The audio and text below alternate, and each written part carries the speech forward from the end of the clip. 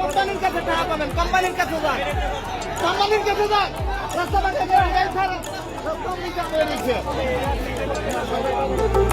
Siemens energy সব কিছুই ঠিকঠাক আছে, টাইম ঘন্টা সবই চলতেছে, এখানে পণ্য ঠিক আছে, সব কিছু ঠিক আছে।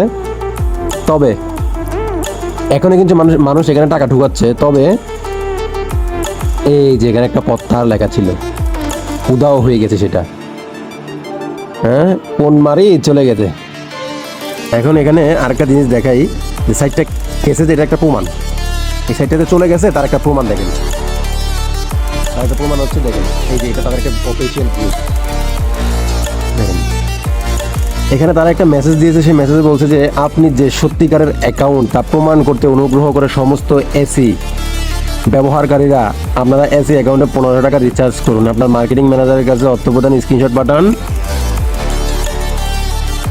এসি অবিলম্বে আপনার প্রত্যাহার প্রক্রিয়া করবে, আজ রাত 7টার আগে 1500 টাকা রিচার্জ না করলে অ্যাকাউন্ট স্থায়ীভাবে বন্ধ হয়ে যাবে। মানে একবারে তেল দিয়ে হোক আমার আগাম সারা লাস্ট যাইব এই টাইমেও কি 1500 টাকা করে তারা সবার থেকে হাতায় নিতেছে।